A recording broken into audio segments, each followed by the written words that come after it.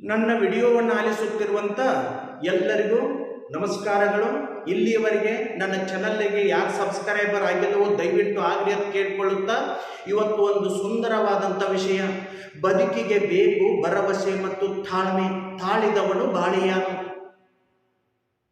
ಯಾವುದೇ ಒಂದು ಕಾರ್ಯ ಮಾಡಬೇಕಾದ್ರೆ, ಕೆಲಸ ಮಾಡಬೇಕಾದ್ರೆ ಅದು ನಿಧಾನವಾಗಿರಬೇಕು ಮತ್ತು ನಿಷ್ಠೆಯಿಂದ ಕೂಡಿರಬೇಕು, ಶ್ರದ್ಧೆಯಿಂದ ಕೂಡಿರಬೇಕು, ಬದುಕಿಗೆ ಭರವಸೆಗಳಿರಬೇಕು ಮತ್ತು ಅದಕ್ಕಿಂತ ಹೆಚ್ಚಾಗಿ ಬದುಕಿನೊಳಗೆ ತಾಳ್ಮೆ ಇರಬೇಕು.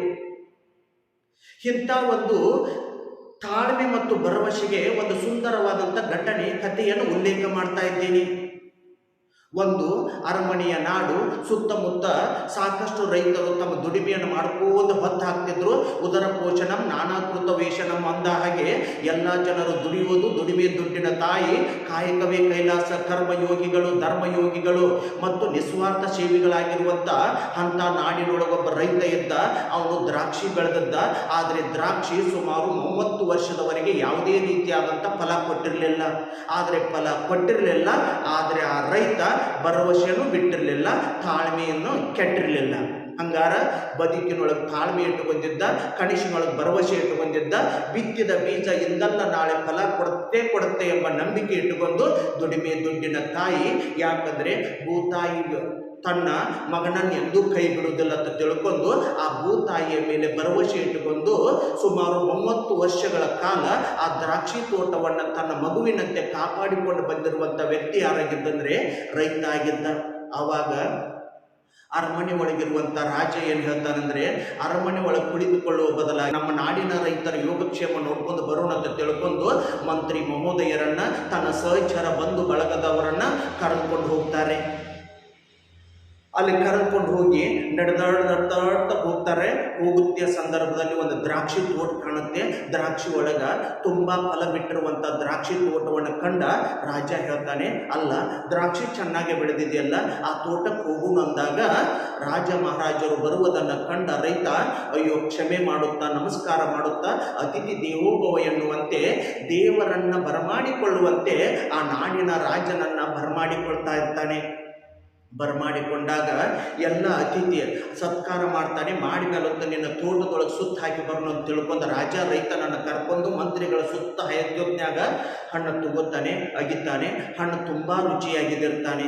ಅವಾಗ ರೈತ ಹೇಳ್ತಾರೆ, ನೋಡಿ ಒಡೆಯ, ಸುಮಾರು ನಾನು ಈ ಬೆಳೆಯನ್ನು ಬೆಳಿಲಿಕ್ಕೆ ಪ್ರಾರಂಭ ಮಾಡಿದ್ದು 30 ವರ್ಷ, 29 ವರ್ಷ ಯಾವುದೇ ಒಂದು ಫಲ ಇಲ್ಲ. ಇದೇ ವರ್ಷ ಈ ರೀತಿಯಾದಂಥ ಹಣ್ಣು ನೀಡಿದೆ. ಆದ್ದರಿಂದ ಈ ಹಣ್ಣು ನೀವು ಬರ್ತೀರಿ ಅಂತ ಕಾಯ್ತಾ ಇತ್ತು ಏನೋ ಗೊತ್ತಿಲ್ಲ. ಆದ್ದರಿಂದ ನೀವು ಬಂದಿದ್ದು ನನ್ನ ಜನ್ಮ ಪಾವನ ಆಯಿತು.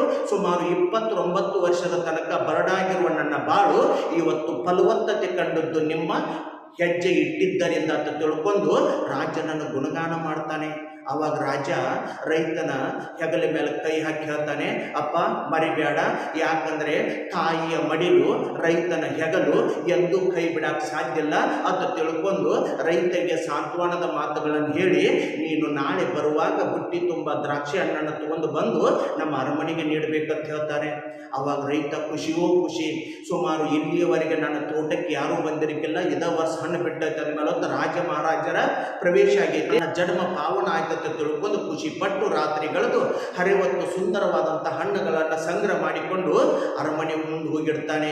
ಅವಾಗ ಮಂತ್ರಿ ಮಹೋದಯರು ಹೇಳ್ತಾರೆ, ನಿನ್ನೆ ಹೋಗಿರುವಂಥ ದ್ರಾಕ್ಷಿ ತೋಟದೊಳಗೆ ಹಣ್ಣು ಸೌದು ಬಂದಿವಲ್ಲ, ಆ ರೈತ ಏನು ತಂದಾನಂದ್ರೆ ದ್ರಾಕ್ಷಿ ತಂದಾನ ಅಂತ ಹೇಳಿದಾಗ ರಾಜ ನಗನಗುತ್ತಾ ಬಂದು ತನ್ನ ಸಹಚರ ಬಂಧು ಬಳಗದವರ ಜೊತೆ ಮತ್ತು ಕೆಲವೊಂದು ಹಣ್ಣುಗಳನ್ನು ಸವಿತಾರೆ, ಖುಷಿ ಪಡ್ತಾರೆ. ನನ್ನ ಕುರಿತು ಮಹಾರಾಜ ಹೇಳ್ತಾನೆ, ಅಲ್ಲ ನಾ ಹೇಳು ತಡಕ್ಕಿಲ್ಲ, ತಂದು ಕೊಟ್ಟಿದ್ದೆಲ್ಲ ನಿನಗೂ ಧನ್ಯವಾದಗಳು ಅಂತ ಹೇಳ್ತಾರೆ. ಇರಲಿ, ನೀವು ಬೇಡೋದು ಹೆಚ್ಚು, ನಾವು ಕೊಡೋದು ಹೆಚ್ಚು. ಯಾಕಂದ್ರೆ ರೈತನಿಗೆ ನೀಡಿ ಅಭ್ಯಾಸ ಇದೆ ಹೊರತು ಬೇಡಿ ಅಭ್ಯಾಸವಿಲ್ಲ. ಆದ್ದರಿಂದ ನನ್ನ ನಿಸ್ವಾರ್ಥ ಸೇವೆ ದೇವಡಿ ಅಂದಾಗ ಎಲ್ಲ ಹಣ್ಣುಗಳನ್ನು ತೆಗೆದಿಟ್ಟು ಆ ಖಾಲಿಯಾದ ಬುಟ್ಟಿನೊಳಗೆ ಏನಿರ್ತಾರಂದ್ರೆ ಮಂತ್ರಿಗಳಿಗೆ ಸಲಹೆ ಕೊಡ್ತಾರೆ. ನೋಡು ಮಂತ್ರಿಗಳೇ, ಈ ಬುಟ್ಟಿ ತುಂಬ ವಜ್ರ, ವೈಡೂರ್ಯ, ಬೆಳ್ಳಿ, ಬಂಗಾರಗಳನ್ನು ತುಂಬಿ ಆ ರೈತನಿಗೆ ಕೊಡಬೇಕಂದಾಗ ಅವಾಗ ರೈತ ಕಂಗಾಲಾಗ್ತಾನೆ. ಅಲ್ಲ ಒಡೆಯ, ನೀಡುವುದು ನನ್ನ ಧರ್ಮ ಐತಿ. ಭೂತಾಯಿ ನನಗೆ ದಾನ ಮಾಡಿದ್ದಾಳೆ, ಭೂತಾಯಿ ದಾನ ಮಾಡಿದ್ದನ್ನು ನಾನು ನಿಮಗೆ ದಾನ ಮಾಡಕತ್ತೇನೆ, ಅದಕ್ಕೆ ಬೆಲೆ ಕಟ್ಟಬೇಡ್ರಿ ಅಂತ ತಿಳ್ಕೊಂಡು ಅಂಗಾಲ ಹಚ್ಚಿ ರೈತ ಬೇಡ್ತಾನೆ. ಇಲ್ಲ, ನಾನು ಕೊಡ್ತಾ ಇರೋದು ಸ್ವಚ್ಛ ಮನುಷ್ಯನಿಂದ, ಶುದ್ಧ ಮನುಷ್ಯನಿಂದ. ನೀನು ಕಾಯಕ ಯೋಗಿ, ಕರ್ಮಯೋಗಿ, ನಿನ್ನಲ್ಲಿ ನಿಸ್ವಾರ್ಥ ಭಕ್ತಿ ಇದೆ. ಆದ್ದರಿಂದ ನಿಸ್ವಾರ್ಥ ಸೇವೆಗಾಗಿ ನಾನು ದಾನ ಮಾಡ್ತೇನೆ ಅಂತ ತಿಳ್ಕೊಂಡು ಬುಟ್ಟಿ ತುಂಬ ಬೆಳ್ಳಿ, ಬಂಗಾರ, ವಜ್ರ, ವೈಡೂರ್ಯಗಳನ್ನು ತುಂಬಿ ಕಳಿಸ್ತಾರೆ. ಇದ್ದಂಥ ಬುಟ್ಟಿಯನ್ನು ಹೊತ್ತುಕೊಂಡು ರೈತ ಮನೆಗೆ ಹೋಗ್ತಾನೆ. ಅಷ್ಟೊತ್ತಿಗೆ ಈ ಸುದ್ದಿ ಊರು ತುಂಬ ಎಲ್ಲ ಸುದ್ದಿ ಆಯಿತು. ಅಲ್ಲಿ ಊರು ತುಂಬ ಬೆಳೆದಿರುವಂಥ ಎಲ್ಲ ದ್ರಾಕ್ಷಿಯ ಬೆಳೆದಿರುವಂಥ ಎಲ್ಲ ರೈತರಿಗೂ ಖುಷಿಯೋ ಖುಷಿ. ಒಂದು ಬುಟ್ಟಿ ತುಂಬ ಬಂಗಾರ, ಬೆಳ್ಳಿ, ವಜ್ರ, ವೈಡೂರ್ಯ ಕೊಡ್ತಾರಂದ ಮೇಲತ್ತ ನಾವು ನಮ್ಮ ತೋಟದೊಳಗಿರುವಂಥ ಎಲ್ಲ ಹಣ್ಣುಗಳನ್ನು ಸಂಗ್ರಹ ಮಾಡೋಣ, ಬುಟ್ಟಿ ತುಂಬಿಕೊಂಡೋಣ. ಒಂದು ಬುಟ್ಟಿ ಬೇಡ, ಒಬ್ಬೊಬ್ಬರು ಎರಡೆರಡು ಬುಟ್ಟಿ, ಮೂರು ಬುಟ್ಟಿಗಳನ್ನು ಹೊತ್ತುಕೊಂಡು ಅರಮನೆ ಕಡೆ ಹೆಜ್ಜೆ ಹಾಕಿರುತ್ತೆ. ಅದನ್ನು ಬರೋದು ನೋಡಿ ಮಂತ್ರಿ ಮಹೋದಯರು, ರಾಜ ನಗನಗ್ತಾ ಇರ್ತಾರೋ. ಯಾಕಂದ್ರೆ ಬದುಕಿಷ್ಟ ಐತಿ. ಒಬ್ಬರಿಗೆ ಕೊಟ್ಟರೆ ಒಬ್ಬರಿಗೆ ಸರಿ ಆಗೋದಿಲ್ಲ, ಒಬ್ಬರಿಗೆ ಕೊಟ್ಟರೆ ಒಬ್ಬರಿಗೆ ತಡ್ಕೋ ಶಕ್ತಿ ಇಲ್ಲ. ನೋಡುವಂದಾಗ ಎಲ್ಲರೂ ಬರ್ತಾರೆ. ನಮ್ಮ ಹಣ್ಣು ತಿನ್ನಬೇಕು, ನಿಮ್ಮ ಹಣ್ಣು ತಿನ್ನಬೇಕು, ಒಂದೊಂದು ಬುಟ್ಟಿ ಒಳಗಿನ ಹಣ್ಣು ಕೊಡ್ತಾರೆ. ಅವಾಗ ಎಲ್ಲ ಹಣ್ಣನ್ನು ನೋಡಿ ಭಾಳ ಚೆನ್ನಾಗಿ ಬೆಳೆದಿರಿ, ದೇವ್ರು ನಿಮ್ಗೆ ಒಳ್ಳೇದು ಮಾಡಲಿಕ್ಕೆ ತಿಳ್ಕೊಂಡು ಆಶೀರ್ವಾದ ಮಾಡಿ ಇದ್ದ ಹಣ್ಣುಗಳನ್ನು ಸ್ವಲ್ಪ ತಕ್ಕೊಂಡು ಉಳಿದ ಹಣ್ಣುಗಳನ್ನು ನಿಮ್ಮ ಮನೆಗೆ ತಗೊಂಡು ಹೋಗ್ರಿ ಅಂತ ತಿಳ್ಕೊಂಡು ಮಹಾರಾಜ ಆದೇಶ ಮಾಡ್ತಾನೆ. ಆವಾಗ ಒಬ್ಬ ರೈತ ಎದ್ದು ನಿಂತು ಕೇಳ್ತಾನೆ. ಏನು ಕೇಳ್ತಾನೆ ಅಂದರೆ, ನಿನ್ನೆ ಬಂದಿರುವಂಥ ರೈತರಿಗೆ ಬುಟ್ಟಿ ತುಂಬ ಬೆಳ್ಳಿ, ಬಂಗಾರ, ವಜ್ರ, ವೈಡೂರ್ಯ ಕೊಟ್ಟಿರಲ್ಲ, ನಮಗೂ ನೀವು ನೀಡೋದಿಲ್ಲ ನಂದಾಗ, ನೋಡು ಸರಿಯಾಗಿ ಕೇಳ್ರಿ, ನಾ ಕೊಟ್ಟಿದ್ದು ದ್ರಾಕ್ಷಿಗಾಗಿ ಅಲ್ಲ, ದ್ರಾಕ್ಷಿ ತಂದಾರಂತ ತಿಳ್ಕೊಂಡು ನಾ ಸಂಪತ್ತು ಕೊಟ್ಟಿಲ್ಲ. ಸುಮಾರು 30 ವರ್ಷಗಳ ಕಾಲ ಅವನ ಭರವಸೆ ಇಟ್ಟುಕೊಂಡು ಮತ್ತು ಸಹನೆ ಇಟ್ಟುಕೊಂಡು ತಾಳ್ಮೆಯಿಂದ ದುಡಿಮೆ ದುಡ್ಡಿನ ತಾಯಿ ಅಂತ ತಿಳ್ಕೊಂಡು ಭೂತಾಯಿಯನ್ನ ಭರವಸೆಯಿಂದ ತಾಳ್ಮೆಯಿಂದ ದುಡ್ದಾನಲ್ಲ, ಆ ತಾಳ್ಮೆಯ ದುಡಿಮೆಗೆ ನಾ ಕೊಟ್ಟ ಫಲ ಹೊರತು ದ್ರಾಕ್ಷಿಗಾಗಿ ನಾ ಯಾವುದೇ ಸಂಪತ್ತನ್ನು ನೀಡಿಲ್ಲ. ಅವನಿಗೆ ಏನಿಲ್ಲ ಅಂದ್ರೆ ಭೂತಾಯಿ ಮೇಲೆ ಕೋಪಿಲ್ಲ, ದ್ವೇಷ ಇಲ್ಲ, ಅಸೂಯೆ ಇಲ್ಲ. ಬಿತ್ತಿದ ಬೀಜ ಇದ್ದಂತ ನಾಳೆ ಫಲ ಕೊಡ್ತಕ್ಕ ತಿಳ್ಕೊಂಡು 30 ವರ್ಷ ಭರವಸೆ ಇಟ್ಟುಕೊಂಡ ಮತ್ತು ತಾಳ್ಮೆಯಿಂದ ದುಡಿಮೆ ಮಾಡಿದ. ಆ ದುಡಿಮೆಗೆ ತಕ್ಕ ಪ್ರತಿಫಲ ಹೊರತೆ ದ್ರಾಕ್ಷಿ ತಂದಾನ ಅಂತ ತಿಳ್ಕೊಂಡು ನಾವು ಏನು ಕೊಟ್ಟಿಲ್ಲ ಅಂದ್ರೆ ಸಂಪತ್ತು ಕೊಟ್ಟಿಲ್ಲ. ಎಲ್ಲರೂ ಇಂಗುತ್ತಿಂದ ಮಂಗನಂತೆ ನೋಡಿಕೊಳ್ಳುತ್ತಾ ತಮ್ಮ ದ್ರಾಕ್ಷಿ ಬುಟ್ಟಿಯನ್ನು ತಲೆ ಮೇಲೆ ಇಟ್ಟುಕೊಂಡು ರೈತಾಪಿ ವರ್ಗ ತಮ್ಮ ಮನೆ ಕಡೆ ಹೋಗಿಬಿಟ್ಟಿರತ್ತ.